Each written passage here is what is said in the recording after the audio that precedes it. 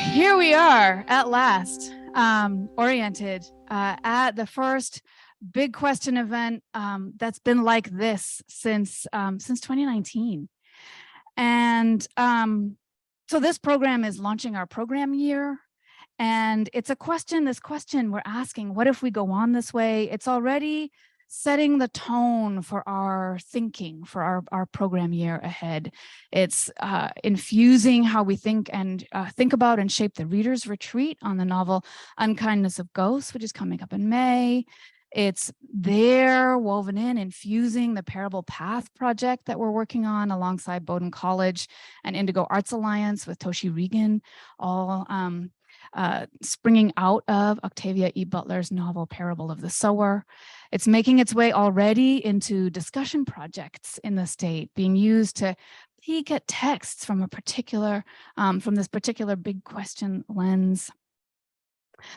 And one of the main things that a question like this, a big question like this, does is it invites us to direct our attention in a particular way, use it in a particular way, no matter what we're looking at, what situation we're in, what we're facing. A big question can turn our attention in a particular way. So last year's question, which we asked asynchronously, like the most asynchronous program we've ever put together, but we were asking, what if? Like, just what if? Ellipsis. Question mark. And that like asking it that way, that was a question that invited us up and out, put our attention out into our imagination, over every possible obstacle, looking for possibilities in that way. And this year's question, what if we go on this way, does a different thing. It invites our attention kind of back and down into where we are.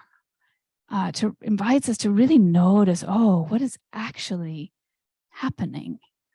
What are we actually doing? How are we doing it? And if we keep doing this thing this way, then what happens? What might the consequences be? And so for the past many months, as I'm working on this program, anybody I talk to, whether they want to talk about it or not really, anybody I talk to, I get to talking to them about this big question. So what do you think? What if we go on this way? And it's not always, but it's often that people are like, oof. It's like not words. It's like, woof. That's a lot. And so that's often like, oof, the first response. But then once we get talking about it, once we dig in a little bit, like, well, what if we go on doing what? And this way, which way? And who is we? What are we actually talking? Once we dig in and get really curious, it mostly turns out to be really, really interesting. It gets really interesting really quickly. Because it turns out that really noticing what we are doing and how we are doing it and what the consequences might be is also a way of noticing what our range is. If we're doing this thing, what else could we do? And if we're doing it this way, how else could we do it? And so we wind up with this sense of range of capabilities, which is surprising given that first response of, oof, actually, it's super interesting. And it's not the answer necessarily to a big question like this. It's the process of working with it that does the thing. It's the process of working with this question, what if we go on this way, that turns out to be valuable. And so what we're here to do this evening is really to practice with this question. We're here to practice, to get a sense of how can this question work? What can this question do? And so each of these 3 extraordinary guides is going to be kind of seeding the pot by sharing with us how they use this question. What happens for them when they turn the lens of this question on their area of expertise, on the things that they do and know a lot about. And then when they're done, that's when it's going to be our turn to practice. And it can all feel very serious. A big question, that's a risk. It feels very, very serious. There's a lot of gravity available. And so I want to remember and to just keep us all knowing that gravity is also what lets us feel lightness. If we don't laugh at least once, we're not doing it right. So it's serious, but laughter is a key ingredient in handling really, really serious things. All right, let's get started. So we're going to take just a moment to settle in, meet the guides, and then we'll hand it over. So the 3 folks we have here, what I'm going to do, I'm going to, say who's who, not that you don't know already, because you will have seen their pictures everywhere and probably their little teaser video, but I'll say who's who. And then, each of you have come here with a core question on your plate, on your mind.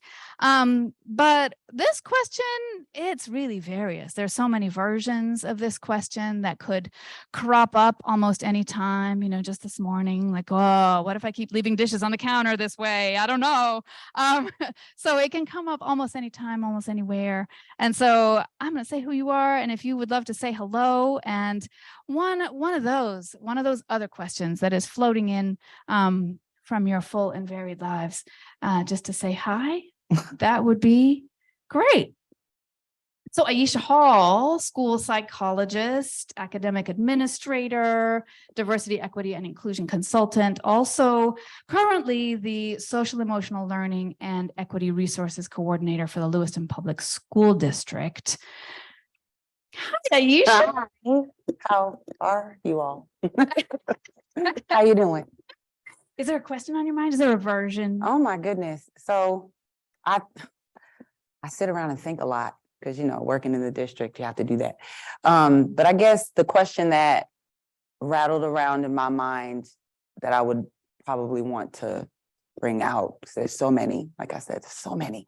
What if I wasn't educated in the place where I was educated? What if I didn't start my education in New York City public schools? Ooh. Yeah.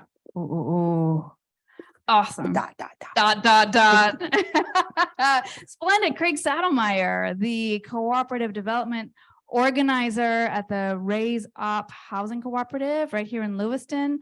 Also spent some time on the city council, things like that. Hi, Craig. Good evening. Good evening. Thanks for having me. I'm a new father. My son is 14 months old. So I'm asking the what if we keep going on this way question a lot.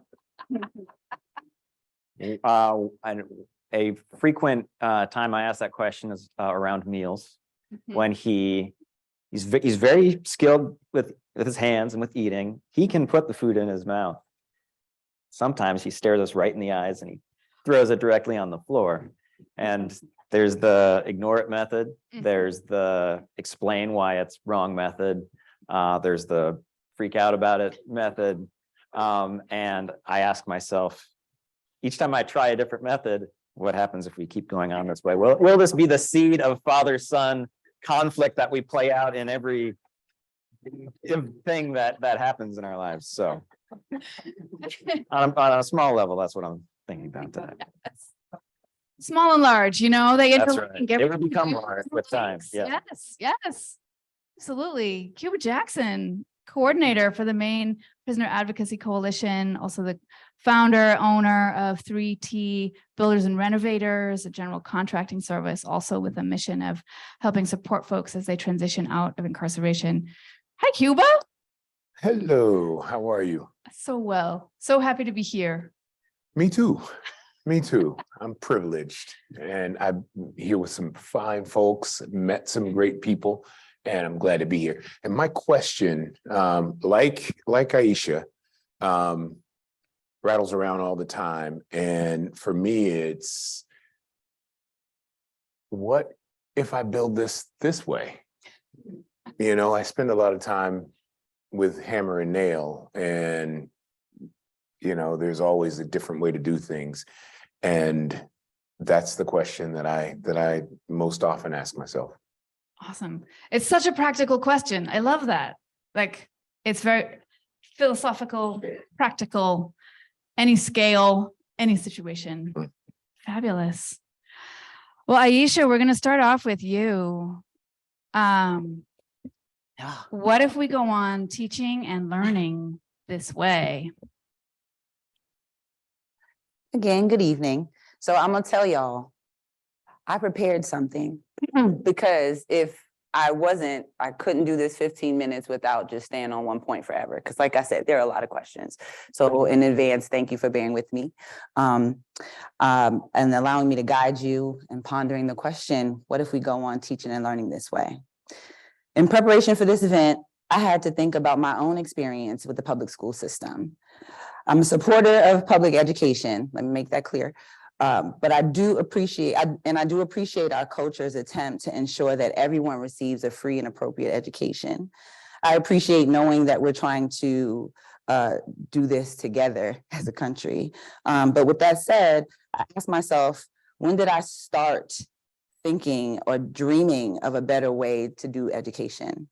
To date, I've been consciously bucking against the system since about 1997 as a South Carolina high schooler protesting against Hillcrest High School's dress code.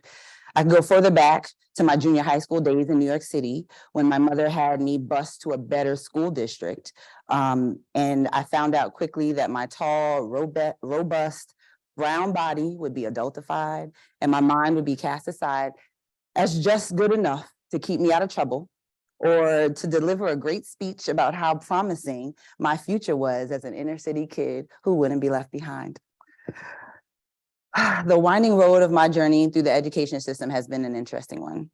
My perspective has been altered and skewed so many times, but I stand here with the belief in my heart that I can make a difference if I continue to tell the story and listen to your stories of how the state of education is impacting you and your experiences in it.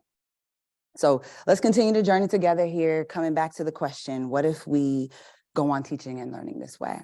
I tease you with a few micro questions, but I like to dig into a few if I have 10, 15 minutes. So to imagine where we're going, we got to examine where we are. It's already been said. And to do that, obviously, we have to review where we came from. And I kind of look at this as a journey in two alternate dimensions of educating people. The first one is the world of standardization. In this world, youth are sent to industrial training megastructures, striving to turn out identical replicas of a product called people educated in the 21st century. And then there's the world of information, knowledge, wisdom, understanding, knowledge, curiosity. In this world, learning takes place like it always has and should have been, and I'll explain later. We'll talk about fugitive pedagogy in a few minutes. And teaching consisted of imparting one's wisdom, among other things, to voluntary listeners. The trouble began when mass education was introduced to fit newly industrialized society of the 19th century. And I'm no historian, but bear with me. In this mental model of mass education, it became necessary to decide what skills and knowledge everyone has to be a productive citizen and in a developed country in the industrial age. You had to decide, it became necessary to make sure that the way this information is defined and standardized to fit into standardization required by the industrialized culture. It became necessary to develop the means of describing and communicating that standardized information, textbooks, curriculum, to train people to comprehend the standardized material and master the means of transmitting it. And that would be teacher training, pedagogy, I do that all day. To create places where trainees, children, and the trainers, unfortunately called teachers, which gives them us a status that we don't deserve, where they can meet so-called schools Again, a term stolen from a much different setting, endowing these new institutions with the dignity that they really don't deserve. And it became necessary to provide the coercive backing necessary to carry out the major cultural and social upheaval. Now, just like all historical attempts to revolutionize the social order, the elite leaders who formulated the strategy for standardized learning and those who implemented it skewed the language. They took terms that the public found familiar and used them in ways to help make this new order palatable to the people. Words like school, teacher, student, discipline took on new meanings drastically opposed to the original. For example, the word self-discipline means the ability to pursue one's goals without outside coercion, and responsibility means taking appropriate action on one's own initiative without being goaded by others. These concepts in the traditional school setting, I'm sad to say, would mean something different. The definition would likely focus on the child's ability to do their assigned classwork.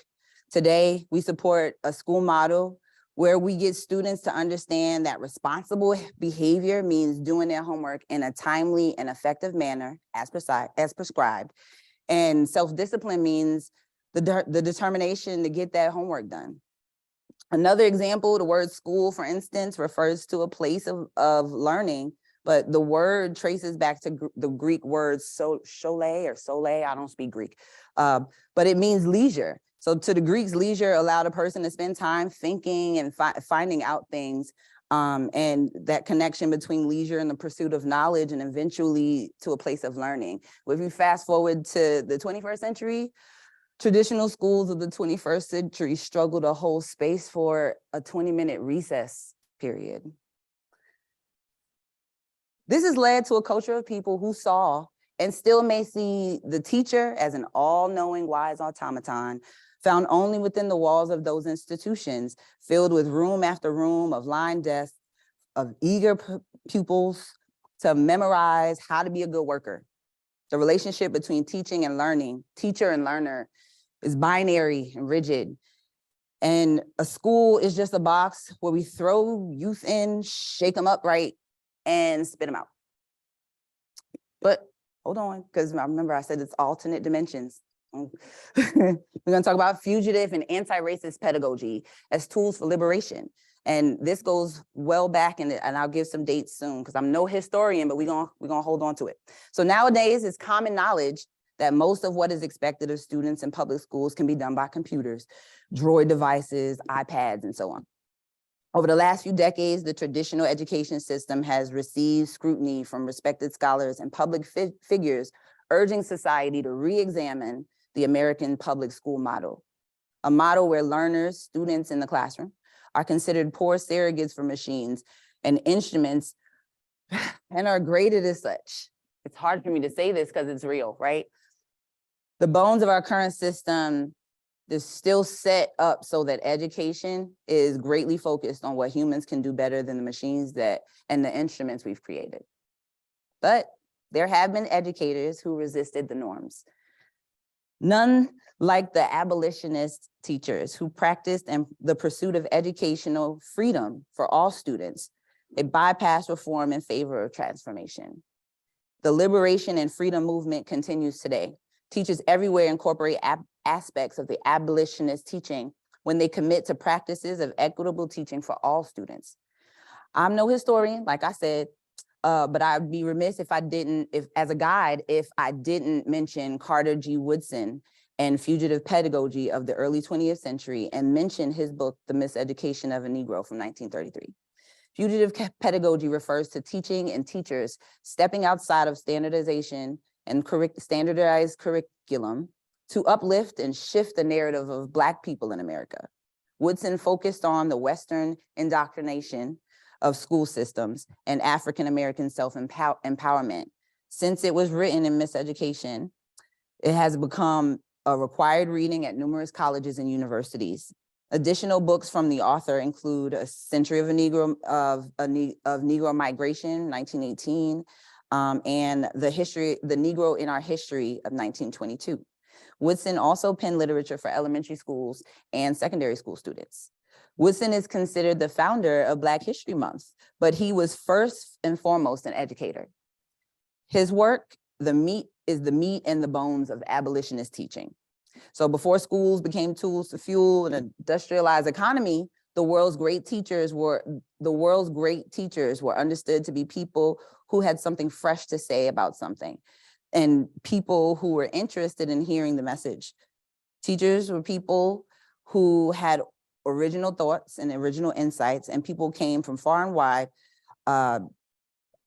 to teach, to listen to what they had to say. Teaching was understood as public exposure, and anyone could take it or leave it, depending on whether they had a passion for the topic.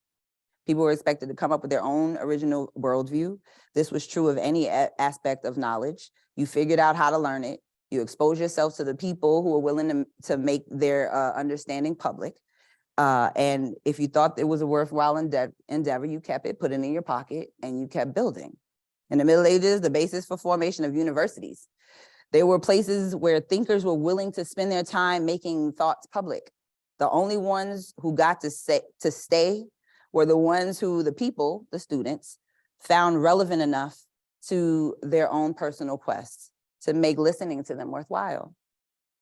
When educators are asked to explain something now, some phenomenon that lay within the realm of what we've come to understand, we've been trained to give the answer, the right answer, the one we find in the books. But relationships developed over a long period of time, from experiences of building a bridge between the learner's mind and the teacher, leads to deeper knowledge, understanding, and wisdom, whether you are considered an expert or not. So why am I bringing all of this up? Because teaching and learning doesn't have to be binary or standardized the way we're accustomed to. It can and should be multifaceted. And everybody has something to teach. Younger kids are always seeking answers from older children. Their abilities are exercised mightily in these interactions. They have to figure out what it is they understand about the question being raised, and then they have to figure out how to make their understanding comprehensible to younger kids.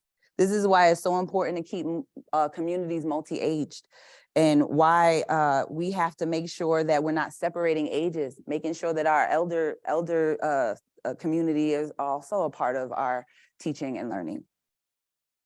So here we are, student-centered and self-aware. That's where I'm gonna claim to be as an educator. Today, post-pandemic, if we can say that, the sun may be setting on the standardization era. A new dawn of educators who believe in both educating the whole human and the lifelong journey of self-development. There is a new movement based on student-centered education, learning communities of educators who value cultural diversity inside and outside of the walls of traditional classrooms. Initiatives and approaches to student learning are shattering the walls of these archaic public school models and shedding light on the society in an effort to lead us into a new direction. We remain in tune with the mental model teachers as a part of the learning experience. And more education administrators are beginning to consider how important it is for all members of the learning community to develop social, emotional, and structural intelligence to fully thrive and be successful at school and in life. I'm gonna name a whole bunch of methods that we use, so bear with me. We got proficiency-based learning, expeditionary learning, social-emotional learning, culturally responsive education, illustrative math. These are a few of many approaches that make room for building students' agency and ownership over their own educational journey and offer opportunities for educators to see students as teacher and themselves as part of the learning experience. All of the programs share a through line of the following 3 values. Students are learn best when they feel like they belong, feel valued, and when they feel a sense of purpose, meaning they understand how and they know how their contributions will benefit their community. So when I say purpose, I mean that. And a keen emotional intelligence. Emotions matter to 5 areas of our lives: creativity, memory and learning, decision-making, mental and physical health, and relationship quality. Emotions matter. And a keen sense of social awareness. Specifically, an understanding that learning is mediated by relationships that exist in a socio-political, racialized construct created to place barriers for some and be an accelerant for others. So the big what if. I want to guide us along the path that these many others have begun to tread and imagine. Imagine a school system where complete self-actualization was at the center of the curriculum, where achieving a state of consciousness that allows individuals to operate in a world having mind, body, and spirit activated is the objective and the outcome. What if we go on this way? What if knowledge wasn't expected to be given, but discovered? What if students see educators struggle with the tension of what's expected and what feels right in the soul? What if educators had command of their content, but weren't constrained by what their administrators gave them? What would it look like if we turned away from blind conformity to institutional norms of breaking the soul and the spirit that we currently are hiding under what we call high academic expectations? What if we acknowledge the powerful truth our youth are burning to have heard? What if we go on acknowledging the systemic racism that snuffs out hope and fogs up the halls of our schools and places every unsuspecting student and educator in a trance of othering and dehumanization? So I'm ready to explore this question with you, if you're brave enough to join me. Thank you.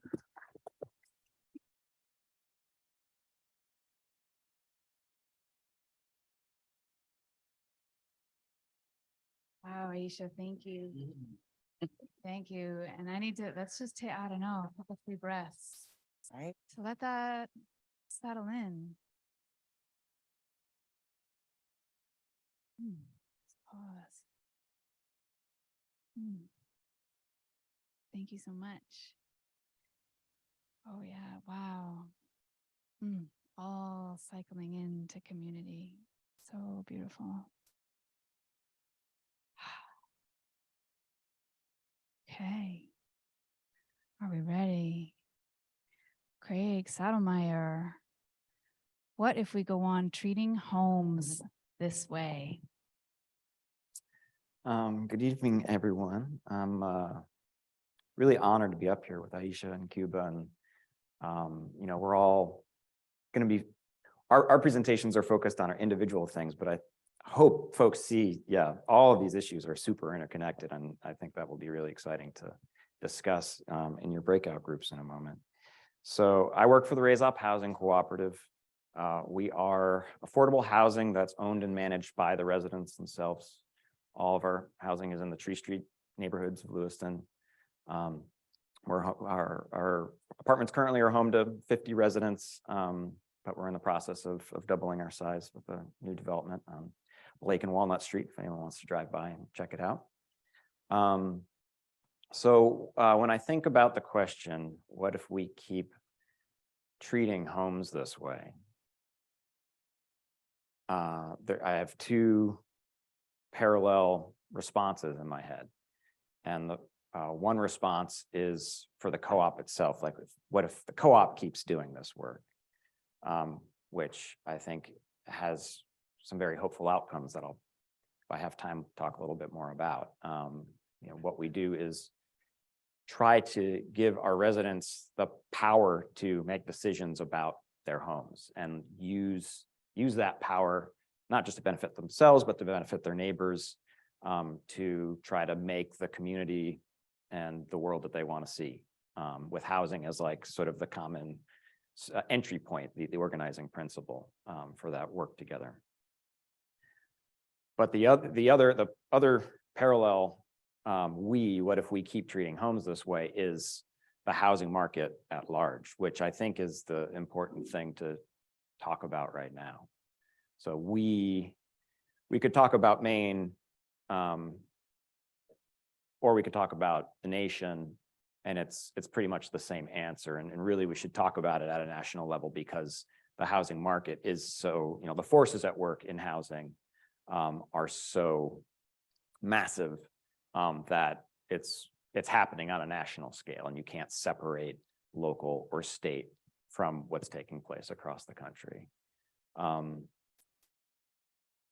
What we are facing nationwide, and the way, and we have made political decisions for it to be this way. It doesn't have to be this way.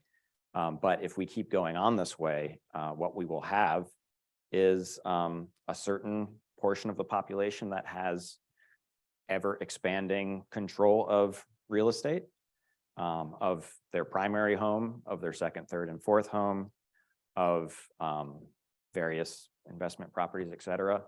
And then the other half of the nation that wonders if they will be in the same home that they're in at the end of the year, at the end of the month. We're sort of there now, and I think there's anyone listening to this, either immediately what I'm talking about because you've experienced it, or there's folks, if you haven't experienced housing insecurity, it really is, it's definitely possible for you to learn and empathize, but if you haven't experienced it before and you haven't been involved in housing work, my experience is that it is very difficult for folks to actually imagine and grasp like how severe housing insecurity is when someone experiences it, and how huge the housing crisis is. Like how many people in our communities in Maine, in the US are at risk of homelessness, are homeless now, or are in extremely unstable housing situations so that they're forced to make, to choose between eating or paying rent, or taking care of their family, or just they're pressed with really hard choices and living in fear of what could happen if they don't keep their housing. And that stress and that fear hangs over them, and then just like permeates everything else in their life. So like the home is such a central foundation to being able to have a job, grow your family, pursue education, be a part of community, get to know people who, with whom you form relationships that materialize into community, into new opportunities, into all different kinds of things that make up one's quality of life. So I provided a couple slides that are on your table. They all have sources except for the first one. The source of the first one is me. I made this thing. There's nothing scientific about it. It's just my perspective on what the housing market has done since basically the end of World War II. I'm not going to narrate the entire thing, but I'll point out that I just updated it for this presentation. I had last made this maybe just before the pandemic. I added this dotted line at the top crest where it says massive housing shortage. So there's sort of the market bubble burst, and the default bankruptcy is sort of one way that the market corrects itself. It doesn't necessarily correct itself in a way that helps people, but that's like one direction. The other is that you have a massive housing shortage resulting from people continuing to, a minority of folks continuing to own and control real estate and not put it to use in a way that houses everyone. Every piece of land, every building that could be a home is, there's no law or policy for the most part that compels it to be at home. It could be a field, it could be a trail, it could be a vacation rental, it could be an office, it could just be nothing. It could be a vacant building that's held on to for speculative reasons until it's profitable to sell sometime in the future. This is a really silly extreme example, but just to like try to illustrate the problem. Technically, someone could own any private real estate in the country. A single powerful individual could own. And if they did, they could tell everyone that, they could evict everybody. It sounds crazy and stupid, but it's true. There's not a law preventing anyone from doing that today. And for a substantial portion of the country, that's what it feels like. And that portion that feels that stress and pressure is growing. Again, because the ownership scenario continues to concentrate. If it were to get that extreme, if the country were facing a single individual that was going to own all the real estate in the country and do whatever they wanted with it, our policymakers would step in before that would happen, and they'd say, no, we don't want everyone to be homeless. Like, I'm a legislator and I'm not the one buying all this real estate. I don't want to be homeless. So like, we're going to make a law that says you can't do that. So we have that power, but we're not doing that right now for the people that are facing that problem.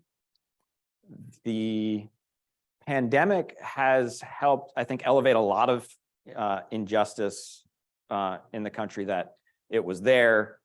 People doing the community work knew about it. People with the lived experience knew about it.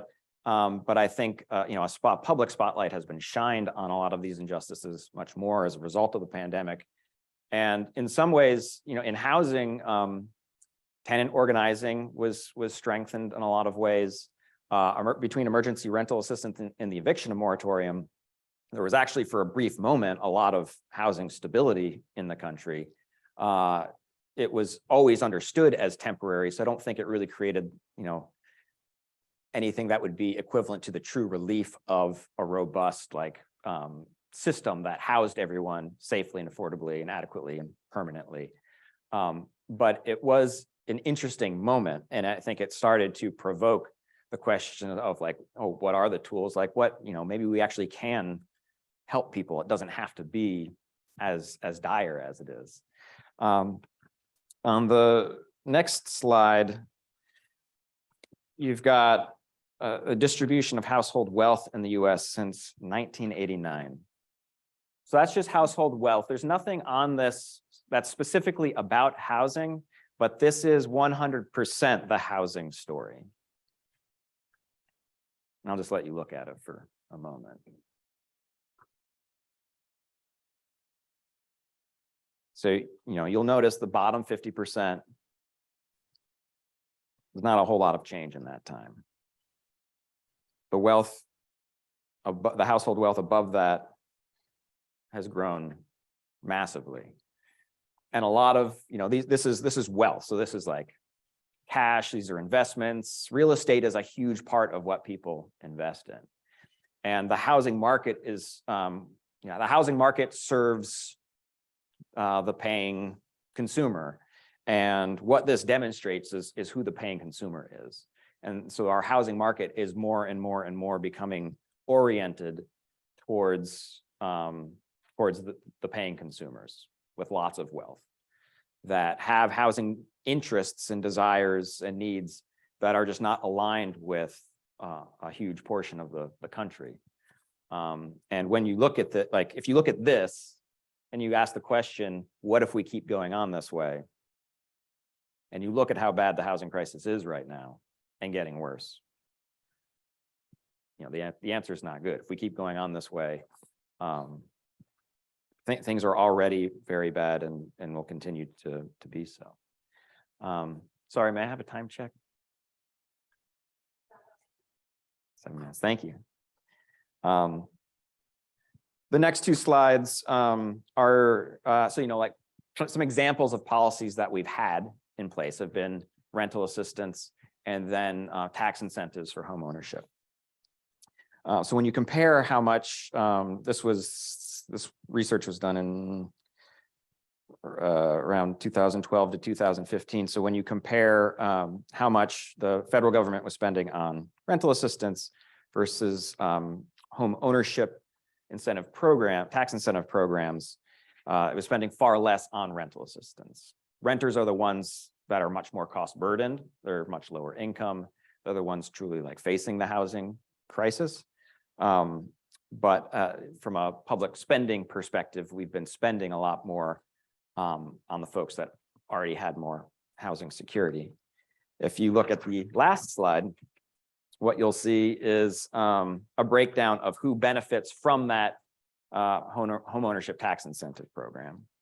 And low-income households benefit very little, 8 cents a month as an average benefit, whereas multimillionaires were benefiting the most.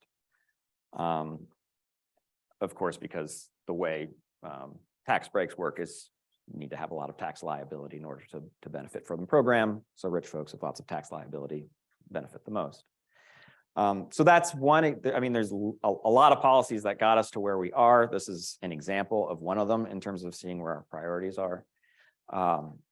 One reading that I would highly recommend for anyone interested in understanding housing policy and the history of it in a way that's accessible is The Color of Law by Rothstein. That it's a legal perspective, and it's specifically looking at race in America and housing policy that U.S. housing policy in combination with banks and realtors and the individual choices of private homeowners, but very much so deliberate U.S. policy to segregate by race America, and even communities that were integrated to purposefully require that they be segregated in order for the single-family homes to be, receive government subsidized loans. And how that has created a certain map of neighborhoods, of communities, of cities and towns across our country, and has very much set up these different living situations, these different worlds, these different wealth outcomes as a result of who owns their home and who owns their home in neighborhoods that are well resourced. So that's part of the story. It's not the whole thing, but again, I think it's a very good book and is a good way to start thinking about this stuff. So I'll spend just the last few minutes going back to what we do with the Raise Up, because the primary problem of where we're headed when we treat homes this way is that we, as policymakers, as a society, are treating homes as a commodity when they're first and foremost a human right and a basic need, and we're not honoring them in that way. We can recognize a little bit more that air is something that we all need, and it's a public thing that we need to protect, and if we don't, we're going to die. And we need to treat homes in that same manner. Exactly what that looks like is complicated to a degree, but it begins with this basic principle, this basic understanding that everyone needs a home, and if we don't recognize that and make policy that tries to protect that need and right, it's not going to happen. And actually, the fact that people need it is what makes it so valuable. So as the more folks capture it, the more scarce they're making our homes, the more valuable they come, and the more viciously that's going to feed the desire of the owning class to own that stuff because we need it. And so we're going to keep paying or giving whatever we have of ourselves to get access to it because we have to have it. So we need to essentially decommodify a huge portion of our real estate and begin making the function and use of it to be for folks to live, for folks to form community, for folks to thrive. With a housing cooperative, we're a nonprofit. Our residents cannot profit individually from their homes, but they are the owners. If our properties earn equity, as our value of our properties increase, we can borrow against that to fix the properties up, to develop new affordable homes. But no individuals are going to extract profit from it. They do benefit financially because they're in control. They make the budget. They set the operating costs. So they're saving lots of money relative to if they were living in rental housing. And it gives them a stable foundation on which to raise their families, to find a job, to just start a business, to just live life without that fear component and just know they've got that thing to fall back on. There's other folks doing this kind of work. There's public housing. Tenant unions, again, are organizing more and fighting for good regulations. But I think, we definitely need the regulations. But this ownership piece is key. As long as you're dealing with owners that don't have these interests in mind, it's very hard to really achieve this outcome of universal right to housing being met. So I'm really excited to hear Cuba. I'm really excited to hear what you all discuss based on what you're hearing here tonight. And yeah, thank you.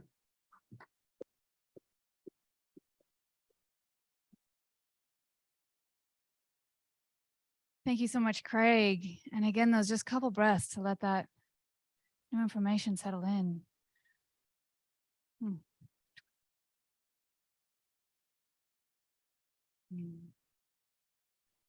Wonderful. Cuba, it's over to you. What if we go on punishing people this way? Well, everyone, my name's Cuba. My name tag doesn't want to be fantastic today. What if we go on punishing people the way we do? What if we go on doing this? I guess it's a great question. It intrigues me because as a system impacted individual who has no doubt experienced quite a bit of punishment at the hands of our community for deeds that I've done, I recognize that there is a reason why we punish the way we do. I recognize that there's an end goal to the punishment in the thoughts and minds of people around us. But it brings to mind for me a question, which is, are we meeting those goals? Are the actions that we take to punish individuals for things, for harms of other people or other properties, are they accomplishing the things we want them to accomplish? And one of the things that I found in my work, I am a coordinator for the Maine Prisoner Advocacy Coalition. We call it IMPACT, and we work actively to impact systems here in this state of Maine, and to advocate and provide agency for people who are incarcerated or find themselves on the other side of our laws. I usually like to start, a good friend of mine said, yo, you're gonna get him with this, and I'm gonna get you with this. How many of us in this room or at home have never broken a single law in the state of Maine? Never broken a single law. Just by a show of hands, if you would. Or if you're like me, you can put your hands in your pocket so you're not showing your hands. The punishment that we experience here in the state of Maine is a lasting punishment. In an ideal world and in the minds of so many people, Mainers, Americans, there's this notion that there is a debt that needs to be paid to society, and that debt actively is paid when one is incarcerated and goes to one of our fine Maine penal institutions, jails, state prisons, many of our other correctional centers. And there's this notion that debt is paid in the minds of average, everyday, law-abiding, non-law-breaking citizens of Maine. And when that happens, individuals are released back into the community and they get that second shot, that wonderful second chance that is the dream and ideal for people of the state of Maine and of America around, but that is not the reality. It really isn't. And I'm sad to say that with the exception of very few exceptional individuals, I count myself among that. I don't know if that's pretentious or presumptuous, but with the exception of very few people who somehow have, and while I recognize that I am not an island and I did not make it here alone, the onus of me picking myself up by my own bootstraps and recognizing, let's say, the error of my ways and understanding that there needed to be a change somewhere in here and in here, I wouldn't have gotten it by sitting in my 8x8, 10x10, whatever that is, that closet that they sat me in for so long as punishment for deeds that were done. And so I ask myself, you know, what if we go on doing that? You know, there are so many individuals who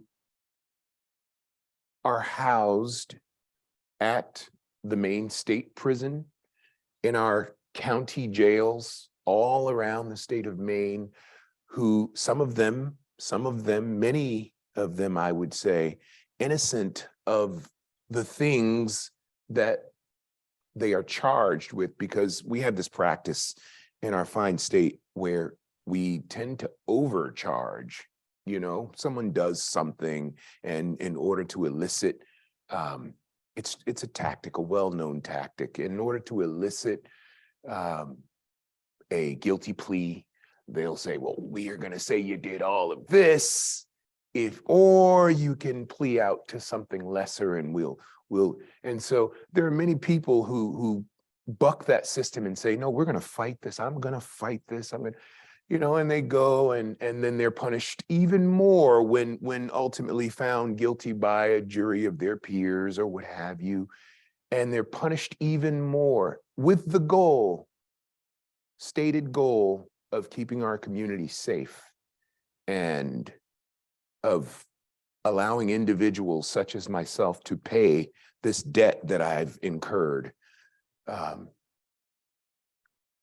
so I sat, and many others sit, and we wait. And if you're not introspective, and if you aren't one that's going to take the time to do some of the heavy lifting in your own life and pick yourself up by the bootstraps, your time's up. And when your time's up, you're released back into oftentimes the same communities that you were removed from, with the stated goal of making that community more safe. But the reality is, in our state prisons and jails, some who are not engaged in that introspection, who are not engaged in trying to improve themselves or recognizing that, geez, I did some things that caused me to be in this situation, you know, and some of my behavior, some of my cognitive distortions, some of the ways, the criminogenic, I like to call it the criminogenic thinking that I've embraced needs to change. And if you don't do that, many times you wind up even more criminogenic and you become more cunning around how to evade and break laws.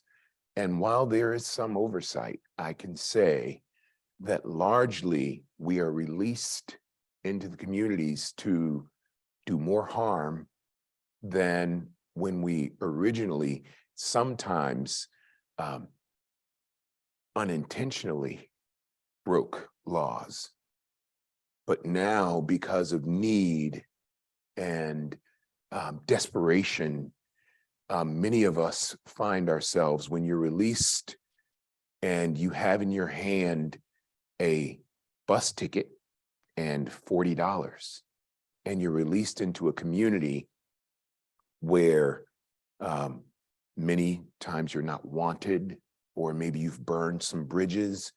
You find yourself, one finds themselves with a decision.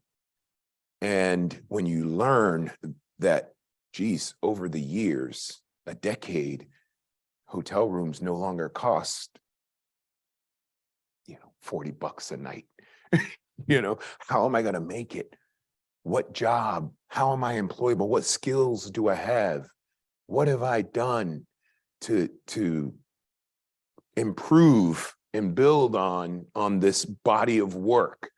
And if you haven't done that heavy lifting, and if you weren't graced with the ability to go to college like I was blessed to by the kind, gracious, and thoughtful organization, the Sunshine Lady Fund, which put me through college while I was incarcerated for that near decade.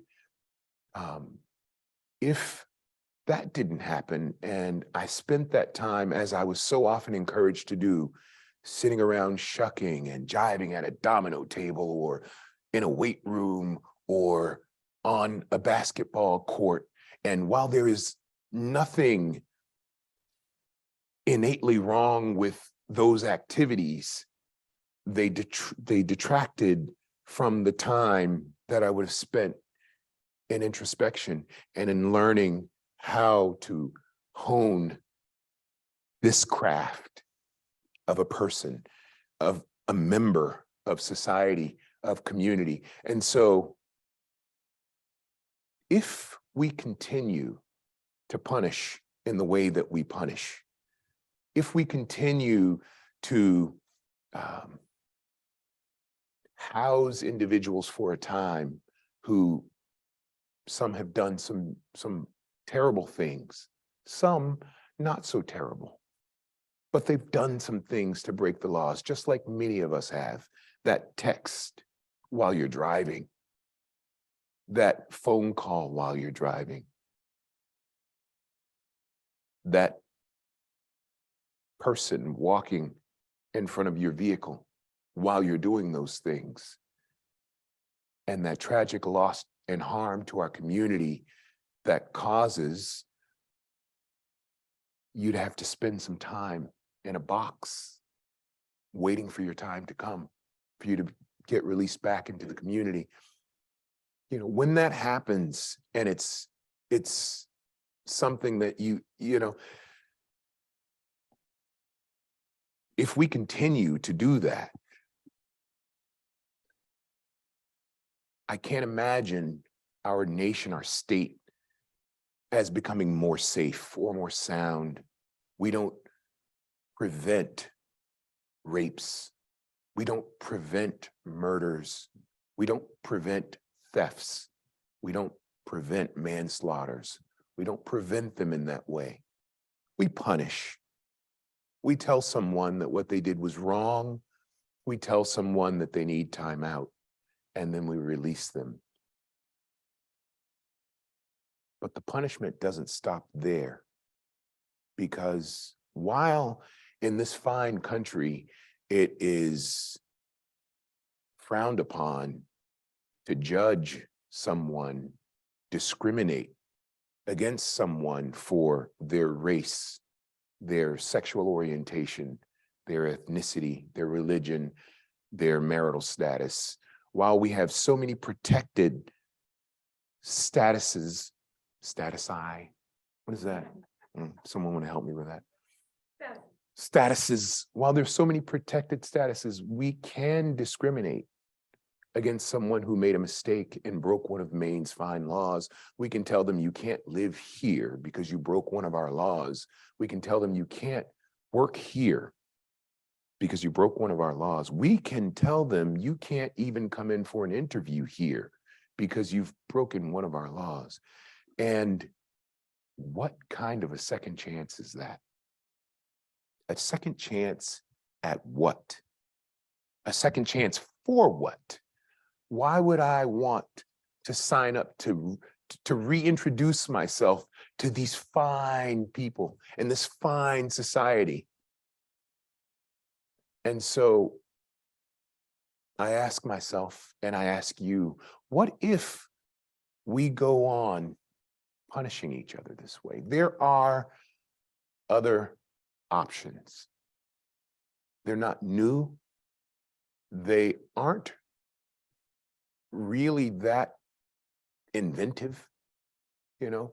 They are things that in the heart of every man and woman exists. We've all broken some of Maine's fine laws, all of us. And we've excused ourselves and forgiven ourselves and learned and rationalized and understood that while there are circumstances that caused me to transgress this law, I am still a human being. I am still a person. You are still a person. You live, you have family, you have community, you have responsibility, you have desires. You crave liberty. You crave the pursuit of your own happiness. You know, those are all things that men and women across the state in various facilities, they crave those things. They want so badly to reunite. Yet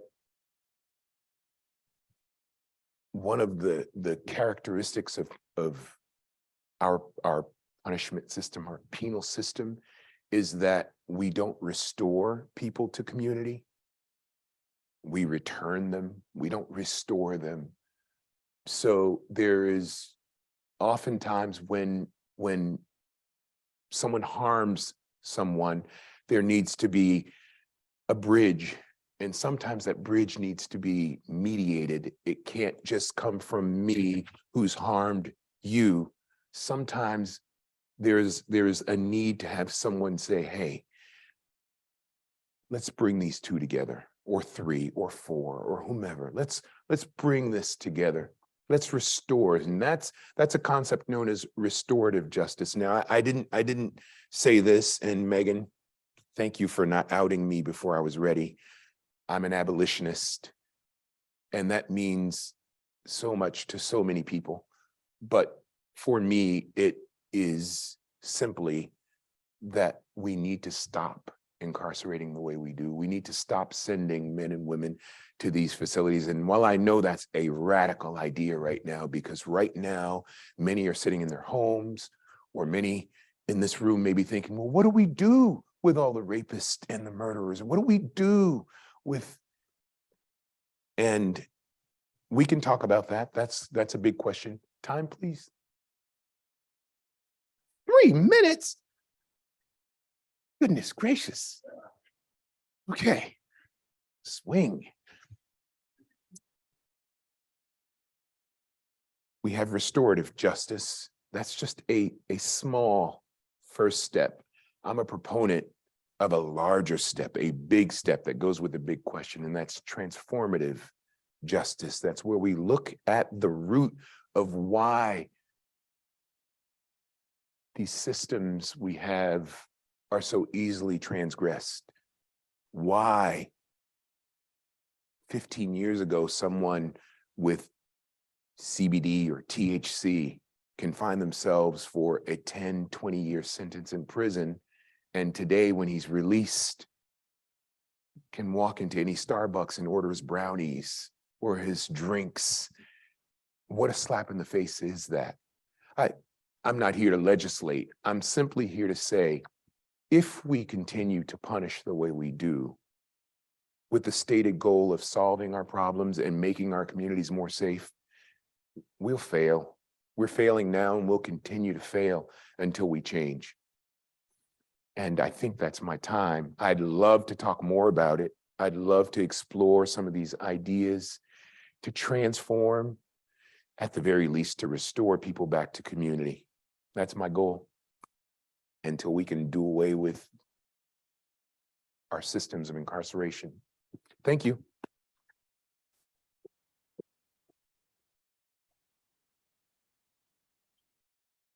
Cuba, thank you so much. Thank you so much. Let's breathe. It's critical. Mm. Mm.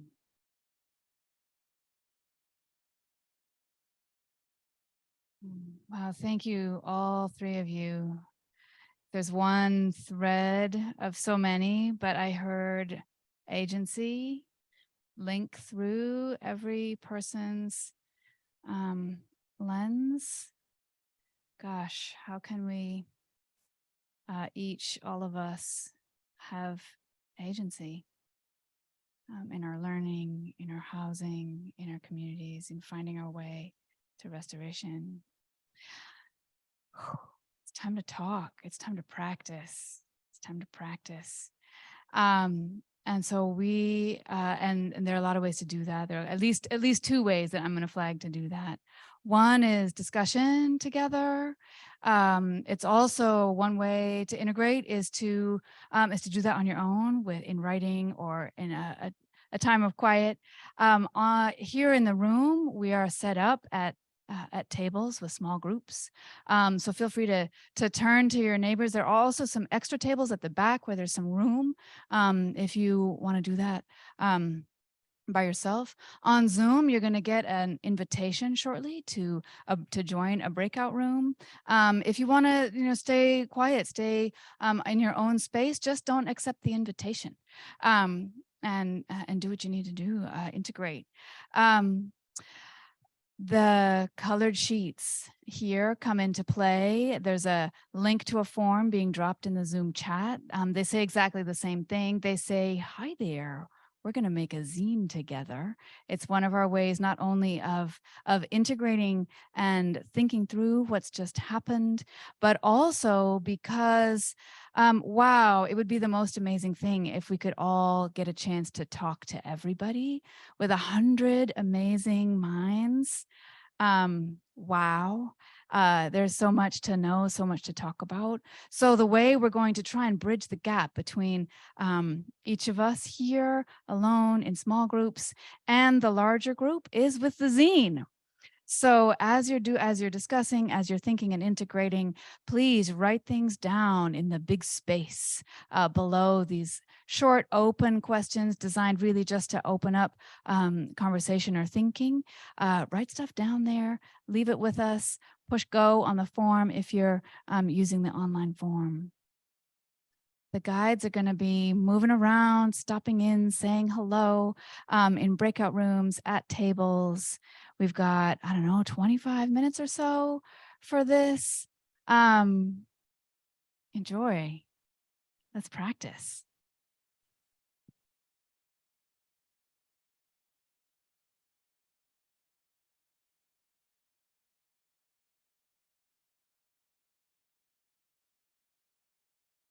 So I hate to pull the guides back, and yet we're going to do it anyway. And so I was thinking about this, about what kind of moment this is.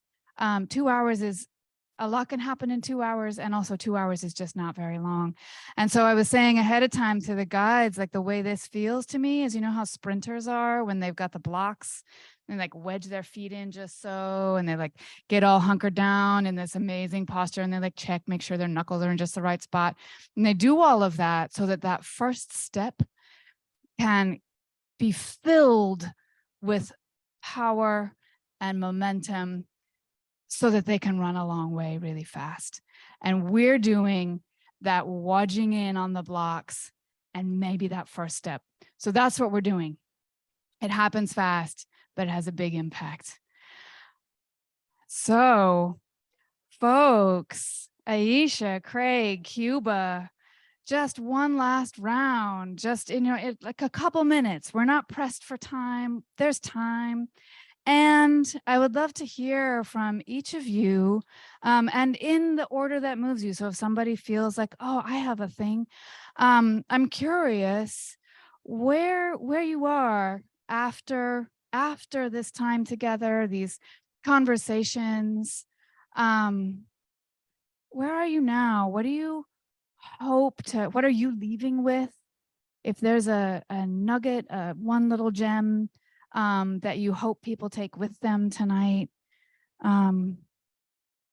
Yeah, as we shift back out of this room and into the world, what should we take with us? What are you taking with you?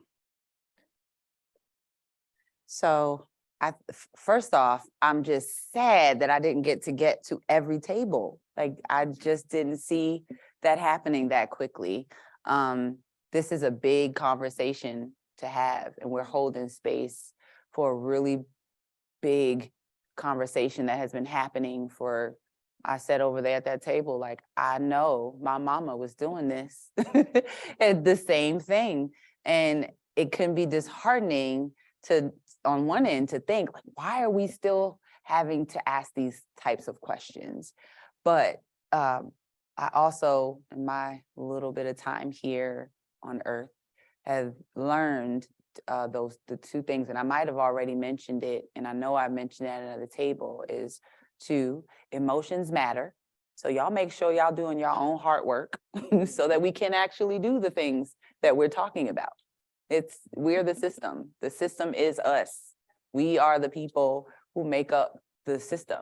We are the gatekeepers to those students. I'll stick to my own topic, to the students who are looking to us to give them that freedom to be conscientious about what they are doing and how they're doing it, to give back to their community and make it make sense to them.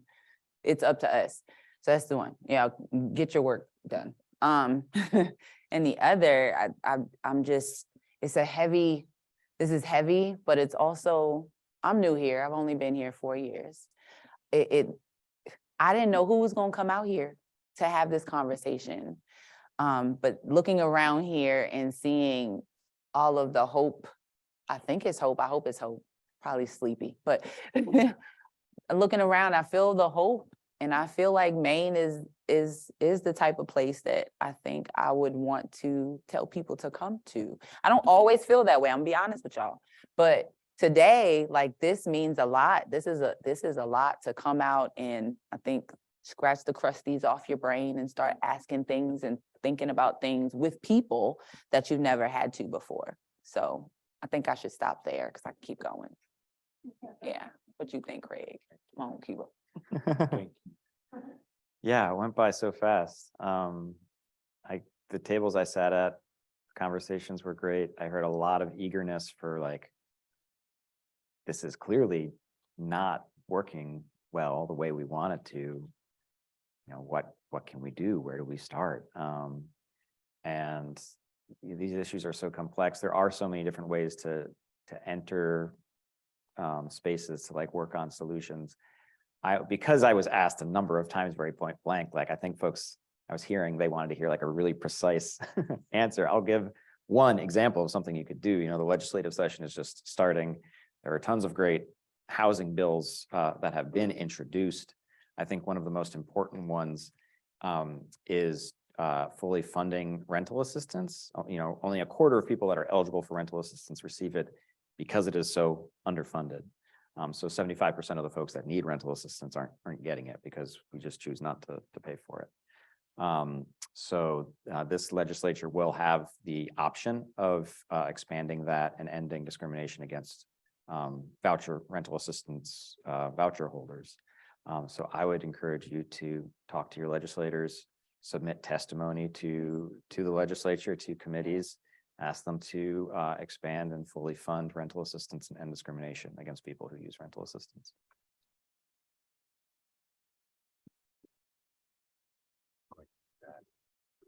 And that, great. Is this thing on? So, like we said, the time went by so quickly, and while I met some incredible people on this side of the room, Gibson and Paul and Karen and so many people, and Dave, I didn't meet any of you on this side of the room, and I apologize for that. I will make myself available just so that I can meet fine individuals. I love it Thank you for coming out. As far as what one might do now, this is really heavy lifting, folks. I mean, it is really heavy lifting. So the thing that I would ask each of you to do is to familiarize yourselves with those 2 steps. One of them is a baby step. At the very least, restore individuals to community. Look up restorative justice when you can. If you're not familiar with the idea or the concept, or maybe you've heard of it, but aren't familiar with just how that plays out in a society, just look that up on YouTube or online. Google does a wonder, you know, and just look that up. And then that major step, that larger step, one that'll ultimately get us where we need to be, transformative justice. Take a look at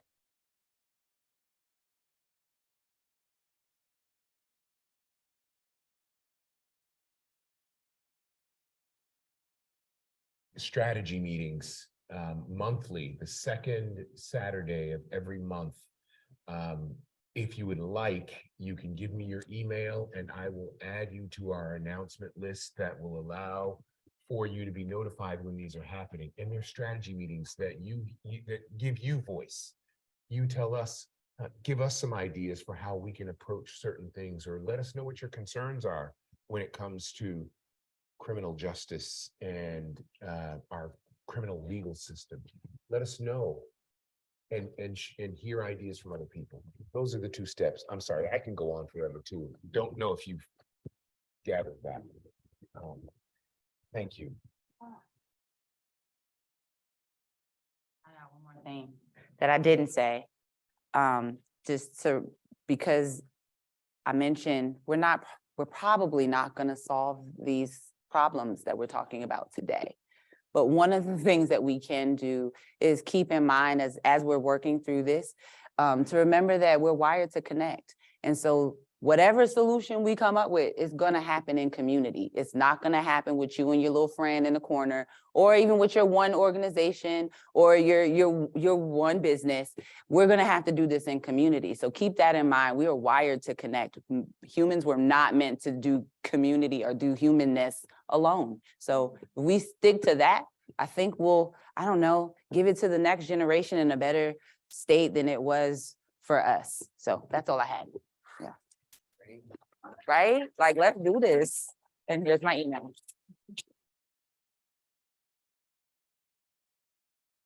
I know if that's all we have, that we have to do it all together, that's a lot. That is a lot. Holy moly, thank you. Thank you 3. Thank all of you. So Matt, I'm going to have you come up here. I was thinking we were talking like, oh my word, like opening up a question like this. That's one kind of job. Helping to, I don't know, like, put it all in our pocket, in a bag, in a, I don't know, where it fits so that we can take it out into the world. That is a much harder job. I need help. So here we are at the end of our evening. Smell, will you help me close it down? Thank you, Megan. So I'm just going to start with some gratitude. So thank you all for being here. Good people on the Zoom, good people here. And thank you all to the labor, seen and unseen, that allowed us all to be here. All right. Thank you for our wonderful panelists. I wrote down over there some of the things that you said that I was like, oh, I should mention that in my closing. I can't remember, but you all, thank you. I sat at some of the tables and had some really interesting conversations with people. Gratitude and thanks for the Maine Humanities Council staff. If you all want to raise your hands.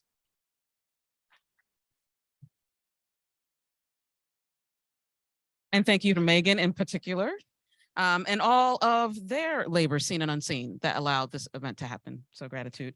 So as Megan said in the beginning, this question, what if we go on this way, is the question that is framing all of our work this year. And so I want to offer up an invitation for you to, if you're not already, to just connect with us, to learn more about the work that we're doing. So we've got some public events coming up where the question, what if we go on this way, is an undercurrent. We have a collaboration with Bowdoin College, with Indigo Arts Alliance, and with Toshi Regan. Toshi Regan is in Maine right now. That is leading up to a staging of Parable of the Sower stage play, which is happening in April. So we've got an event tomorrow night. There's a great panel with Toshi Regan, Alexis Pauline Gumbs, and Rachel Harding at Bowdoin. There's an event on Sunday where people are learning songs from the stage play. We've got another public event, Readers Retreat, with the author, River Solomon, who will be here. We have never, in all of the iterations of this program, we have never featured a book with an author who is still living.